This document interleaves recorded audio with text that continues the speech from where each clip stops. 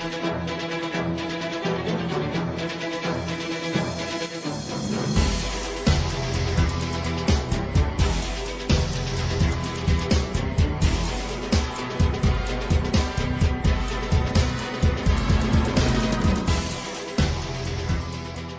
to the NFL Show on the Grilling True Sports Network. I don't know where that welcome came from. Sounded a little girly when I first said that.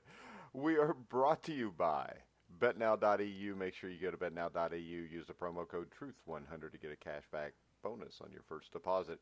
I am Mike Goodpaster. Right now, I'd like to welcome in my co-host from the FF Faceoff, Anthony Cervino. How you doing, Anthony? Doing great, Mike. How are you? All right. And my son, who heard us talking on the show on Monday, wanted to bring up to you, or Tuesday, that, you know, the Dallas Cowboys lost to the New York Jets. The New England Patriots beat them to death. So, but what's the relevance? Well, the relevance is Eagles fans or Cowboys fans, every time they win a game, think they're going to win a Super Bowl and not lose again that decade. And they forget that they just lost 3 straight games, including a game to the New York Jets, who the New England Patriots beat the crap out of. That's okay. Okay. And Robert Drummond, who used to be a Philadelphia Eagle and then does our CFL show with us, says that Dallas Cowboy fans are the worst in the world. I think we have a pretty good fan base. I have some stories about how Eagles fans are. So. Okay. Well, Eagles fans have seen their team win a Super Bowl this century. Right, but the Eagles are a 500 team since the Super Bowl, and the Eagles have not beaten the Cowboys since the Super Bowl. Okay. What's the Eagles' records or the Cowboys' records since they last won a Super Bowl? I don't know off the top of my head. I know, because you'd have to go back like over 20 years. Yeah, but now the Eagles are just going to live off of this Super Bowl win. That's what Cowboys for another fans 50 do years? off of theirs. We have 5. Oh, see? And the Eagles have we have 3. 5. The Eagles have 3. 3 what? Championships. Oh, okay. You're gonna count 1940? No, 1960? It would be 48 or 49 when they beat the Cardinals 7-0, and 1960 when they gave the Packers Vince Lombardi's only championship game loss. And who's the quarterback? Bart Starr. No, of the Eagles back then, because maybe he should come back and play for Carson Wentz. Dig him up. Maybe they could just get Nick Foles. Norm Van Brocklin could come back. Yeah. Tommy McDonald. The thing is this: why do you think it doesn't matter a championship before Super Bowl I? Because in the circles, in the media, nobody really talks about that, right or wrong. Nobody really counts that. Well, it doesn't mean that you have to be that way, because a world championship's still a world championship. They were still the best team. Okay, in the NFL. So the Eagles have 3. Dallas still has 2 more. Yeah, and maybe more. I don't know if they won anything. No, they didn't. They had the Ice Bowl. Beat the Packers. The Ice Bowl. They lost the Ice Bowl. I know they lost the Ice Bowl, but they were there. But they lost. You know, you brought up the fact that they'd won 5 Super Bowls. You didn't bring up how many times they were in the Super Bowl. Right, but they've been there a lot. Okay. Doesn't matter. All right, next we're going to talk a little San Francisco 49ers. You just have to, always bring up the Cowboy. Leave them alone. Leave them alone. Well, we have to bring it up because you're the one that thinks they're going to beat the Patriots in New England. Oh, I can't wait. I'm pumped for that game. Yeah. You know I am. I'm sure you guys will do really well. Emmanuel Sanders' time in Denver has run its course after nearly 5.5 seasons. The 32-year-old is thrilled to have a new home, I'm sure, after a mid-season trade from the Broncos to the San Francisco 49ers. I think this is a solid trade, a really good move by the 49ers to up a receiving core that needs a little experience and somebody that can make a play. Yeah, I think this is a great move for the 49ers because for 2 reasons. Number one, it's a locker room move. San Francisco's 2 receivers, their 2 best receivers, before trading for Emmanuel Sanders are, Dante Pettis, who hadn't really done anything, a second-round pick, and now Deebo Samuel, who's a little bit banged up. They're both second-round picks, ton of upside, and Emmanuel Sanders is going to come in. He's going to help the whole locker room because he does bring Super Bowl experience. He is a veteran. He keeps his mouth shut, does his job, and he's also going to teach a young receiving core how to play the position like a pro.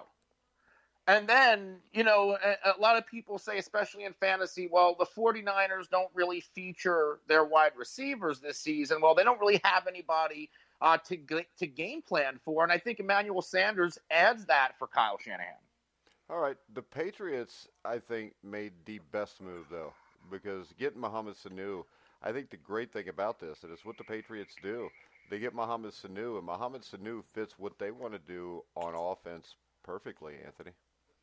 Yeah, Sanu, another great move for New England. This is a player that they reportedly targeted since the NFL draft. They finally got him. He's a slot receiver. They can also move him around the formation, almost like a similar fit to Julian Edelman. I think he's going to fit right in to what the Patriots are going to do. And now with Josh Gordon out of the mix, Mohamed Sanu is probably the number 2 receiver on this team. Yeah, and Josh Gordon, as you said, is now on the injured reserve. He seems to think he's not hurt, which I think Patriots are going to ultimately cut him. Yeah, he's going to be put on IR. What do you think the chances? I'm sure somebody's going to sign him, but where does he fit? At this point, I think you know what you're going to get with Josh Gordon. He's no longer the player that people are chasing from 2013, 2014. I think you're going to get an average receiver who can still make a play here and there, but I don't think you're going to be getting that splash wideout that he was 5 years ago. And I don't think it was, I don't know if the word's fair, but I don't know if it was logical to think that he would ever put up those numbers again, considering he's, not a 21, 22-year-old kid in the league anymore. He's now a 29, 30-year-old, and he is losing a little bit. Well, and the thing is, it's not so much that he's 29 or 30 to me. All the time missed. It's 2013 was the last time he played a complete season, and there's no way, especially the kind of receiver he was, that you could expect him to continue to do that. And, I mean, really, if you look at what the Patriots gave up to get him, the production they got, I think they got more than they gave for him because, I mean, he over 1,000 receiving yards in the games he did play, and it only cost him like a 5th-round pick. So I think in the end, I think it worked out for both. Josh Gordon's got a Super Bowl ring, and the Patriots had a decent receiver for a while. If the Patriots paid a second for Mohamed Sanu, what the hell is A.J. Green worth? I don't know, probably a first, but the Bengals aren't going to give him up because... If I'm A.J. Green, I'll ride this injury to free agency. Well, that's what he will attempt to do. And the thing is, once he gets to free agency, the Bengals aren't going to pay him what he wants. And that's the only hope the Bengals have to put 5,000 Bengals fans in Paul Brown Stadium anymore. And I don't know why the Bengals are holding on to it because the Bengals are not an organization that is trying to tank. They're just an organization that ends up tanking no matter what they do. At this point, they're clueless. And I've been a Bengals apologist since I've been doing this show with you. They're clueless. I can tell you this. Since August of 1991 when Paul Brown died, they've been clueless. I mean, that's a fair assessment. I mean, come on. After Paul Brown died, you had the drafting of David Klingler. You bench Akili Smith and put him in. You bring in Akili Smith, Gus Frerotte. The whole franchise is a mess. All right, let's bring us to Patrick Mahomes, which before everybody was worried he might be out for the season or at least 4 to 6 weeks. But now he was a limited participant in practice on Wednesday. He suffered a dislocated kneecap last Thursday, but tests came back with positive news indicating no further damage. And now they're saying he could possibly play this weekend. Why would you even want to risk this if you're Andy Reid and the Chiefs? I think maybe he feels like he's in a desperate situation. And it's not like he has a sound defense and a running game, and all Matt Moore has to do is kind of be the, don't lose it for us and make a play here and there. Pat Mahomes is the Chiefs. Pat Mahomes has to do it all. because the defense is so bad, Pat Mahomes has to put up 30 points a game. Otherwise, they lose. You're not going to get that out of Matt Moore. And I think that's why Andy Reid is considering this, because he doesn't have the team around him to weather the storm like a Saints. Yeah, with Alvin Kamara and Latavius Murray and the depth at running back and a really, really strong defense to where Teddy Bridgewater can just go out there and make plays here and there and not lose the game. Matt Moore can't do that with the Chiefs because Matt Moore has to put up 30 points a game, and I don't think he can do it. And I like Matt Moore. If he was with, I think he'd be okay with a team like the Saints, but not with the Chiefs when you absolutely need to outscore your opponent. Yeah, but the thing is this. I mean, if they're saying 2 to 3 weeks he would safely come back, there's a decent shot they're losing to Green Bay anyways because Green Bay can run the ball. They play defense. They've got Aaron Rodgers. Why would you risk this right now, though? This is a Patrick Mahomes who now he's coming off a knee injury. He's had ankle problems all year. And I also think it's safe to say this. Without 100% Patrick Mahomes, the Chiefs are dead anyways. Well, yeah, Pat Mahomes hasn't been 100% since week one with the first ankle injury, and now you bring up the second one and the knee. I said this, I think, on my show. I don't think Pat Mahomes will finish this season. No, and if he doesn't, the Jets are finished. Sam Darnold, limited at practice with a toe injury. What's your take on this? Just another speed bump in the career of Sam Darnold and with the Jets. They can't catch a break. This is just the Jets. Yeah, it is just the Jets. And this one kind of goes along with what we just talked about with Mahomes. Drew Brees believes he can come back this week. He says that's the plan. Another one. They're undefeated with Teddy Bridgewater. Do you think this is more that Drew Brees just doesn't like Teddy Bridgewater out there winning all the games and he's a little worried about his job since he's 40 years old? I think that plays a role. I also know that Drew Brees is a competitor and wants to be out there. Do I think it's smart? I mean, it's not like it's an ACL. It's a thumb. He can go and do it. But what if Drew Brees goes out and they lose? I mean, they got the Cardinals, right? That's not going to be an easy game. It should be an easy game. There's the 3-game winning streak. Kyler Murray looks as advertised. Against who?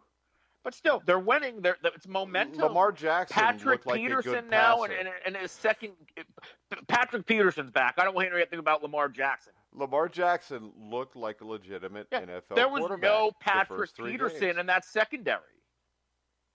He was on a 6-game suspension and just came back last week. Lamar Jackson didn't have to throw against Patrick Peterson. Exactly. That's my point. When Lamar Jackson didn't have to play against legitimate pass defenses, he looked like a great passing quarterback.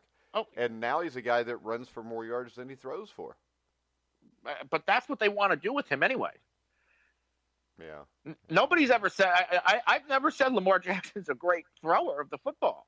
Because he's not. He's not an But NFL he plays the quarterback position, so he's a pretty good quarterback. He's winning games. He's throwing when he has to when he's a runner. They game plan to run him. They can't win with him. Can't win a Super Bowl with him. Can't get to a Super Bowl with him.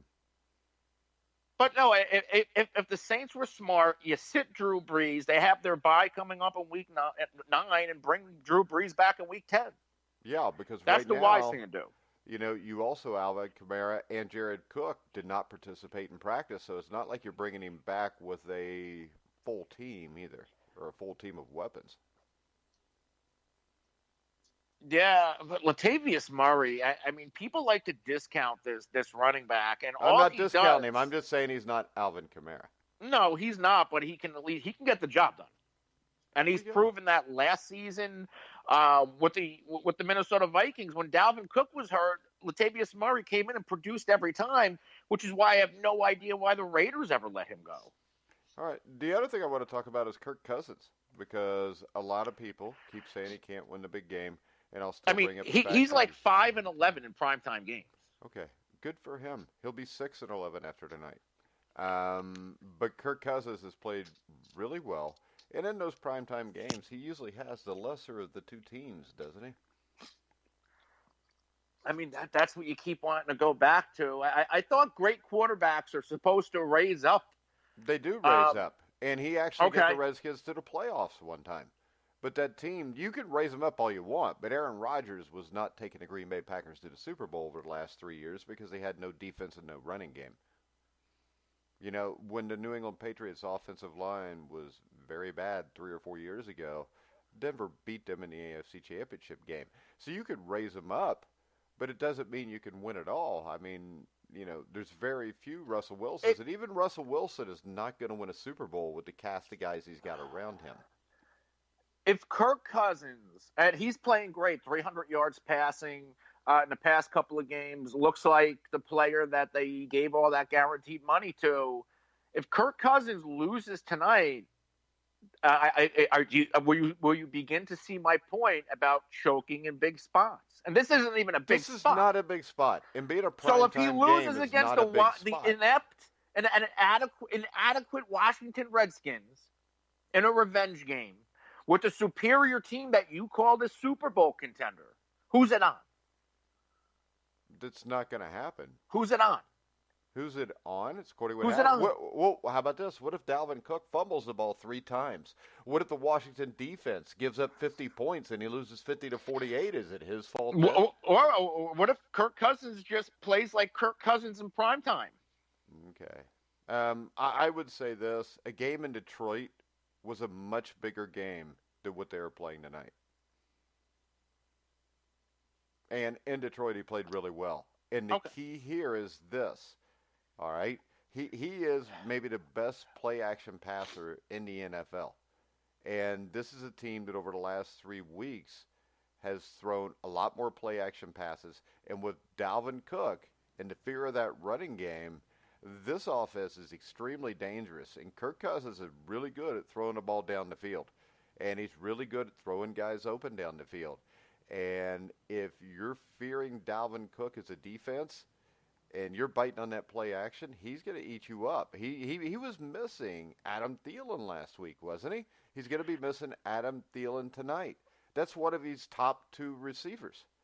But yet he continues to do this. So I think he had to get comfortable in this offense. And I think the big thing about Kirk Cousins is more of a throwback quarterback, where he stands tall in the pocket, big athletic guy who throws the ball down the field off of play action. And I think that it took Minnesota a little while, offensive coordinator-wise, play-calling-wise, to get used to that. And I think now that they are, I think Minnesota's as good as anybody in the NFL. And I think they're one of the top 3 teams in the NFC with the 49ers. And the other team I'm forgetting right now. Dallas Cowboys. No, I just said that so you would make a stupid comment like that. But the Green Bay Packers are up there. Minnesota's up there. San Francisco's up there. The Saints are up there. Those are the top 4 teams in the NFC. And nobody else is close to those 4 because the other teams all have a huge hole like Jason Garrett with the Dallas Cowboys. You know, Cowboys have their bye week. They're going to come out of it healthy. They've lost 3 out of 4 They're going to, and they were hurt. Were they? Were they hurt? Wait a second. In 2 of those games, they did not have their offensive tackle. Wait a second. When the Saints beat the Cowboys, who was playing quarterback? Okay, Teddy Brett. But what did Ted Brett? What did he do? What did he do? He won the game. You lost to the Saints, and they were missing their starting quarterback. Well, now the defense won the game. Well, you know what? That defense won that game. You know what? Teddy Bridgewater didn't lose the game. Teddy Bridgewater didn't turn the ball over. He was a game manager, and he won the game. He was getting his feet wet. The Dallas Cowboys in that game were relatively healthy, weren't they? That was a deserving loss. The Saints were better. They gave it back to Dallas for last season. But in the Green Bay game and then against the Jets, both starting offensive tackles were missing. Oh. And the Jets against the Jets, Amari Cooper was out in the first series. Yeah. Randall Cobb did not suit up in that game. Oh, well, you know what? They're even then because the Jets don't have any wide receivers either. A healthy Cowboys team is a top 3 team in the NFC. They're not. They're nowhere near a top 3 team. We'll see. We'll see because coming out the bye, they're going to get the Giants. They're going to steamroll the Giants. Oh yeah, well that'll be a big deal. They might send Daniel Jones back to North Carolina, wherever the hell he played football. Okay, Then they're going to get the Vikings and your guy Kirk Cousins and remind him, what they did to him in Washington. And then they're going to get the Patriots with momentum. Yeah, with momentum. With momentum. Because momentum matters when you play the Patriots. I can tell you this right now. If you look at the Cowboys' schedule, they're going to beat the Giants. That puts them at 5-3. They lose to the Vikings 5-4. They lose to the Lions 5-5. They lose to the Patriots 5-6. They lose to the Bills 5-7. Okay. They might beat the Bears. That'll give them 6-7. They beat the Rams 7-7. They lose in Philly because Philly will be healthy because you don't bring up the fact that Philly had more injuries than the Cowboys did going into the last game. That puts them at 7-8. Philly's done. Philly's done. Yeah, because of all the injuries, right? That's part of the game. Oh, okay.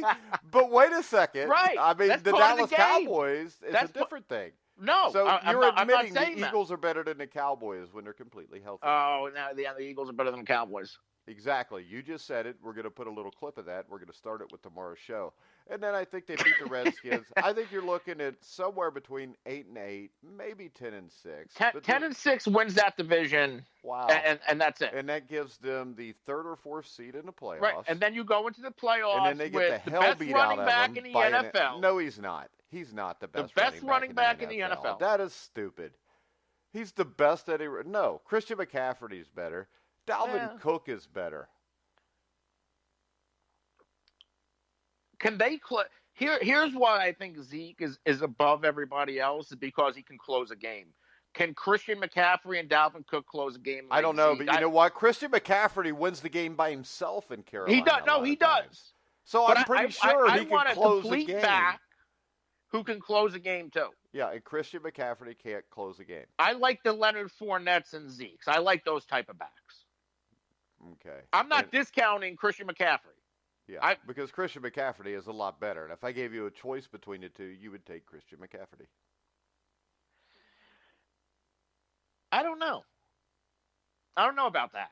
All right, so if your response to that is I don't know about that, can you really make the statement that Zeke is the best running back in the NFL so convincingly when I say would you rather have him or him, and you're I don't know. I don't know. I still side with Zeke. Not really, because you said I don't know. All right, Minnesota against Washington tonight. Can Minnesota survive the loss of Adam Thielen? Yeah. I mean, this is a game that realistically the Minnesota Vikings should dominate in all three phases.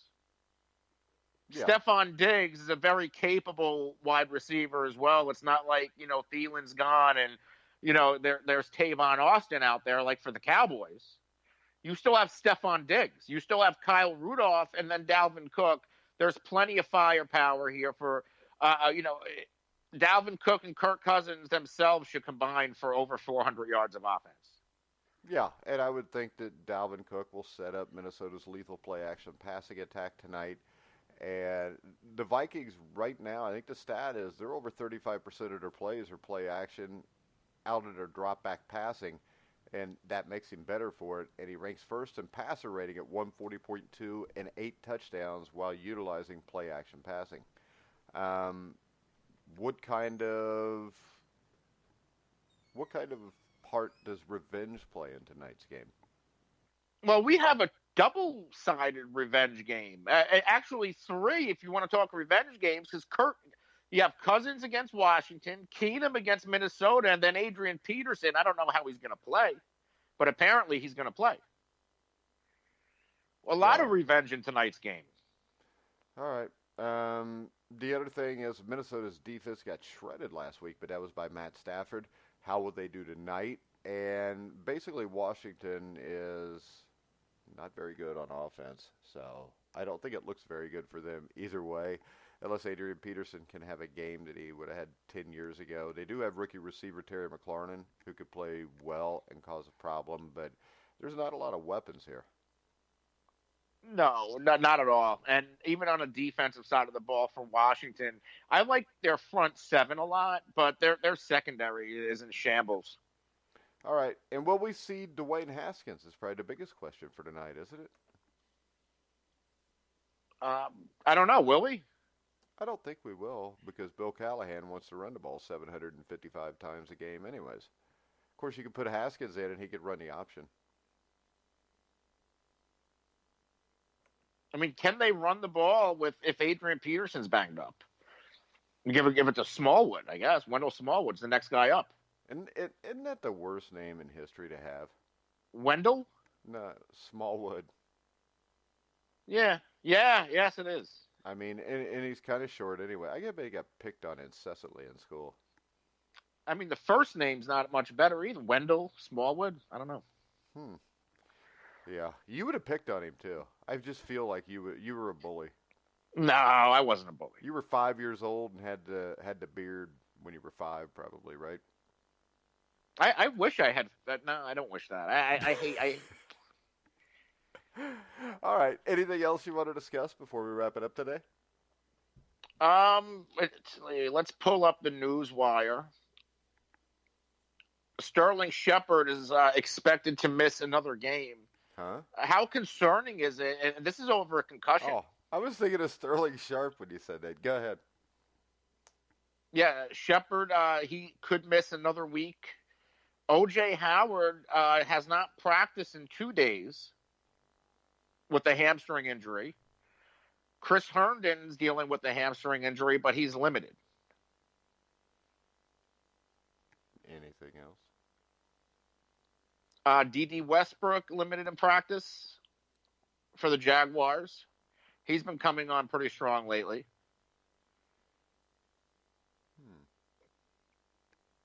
Let's see.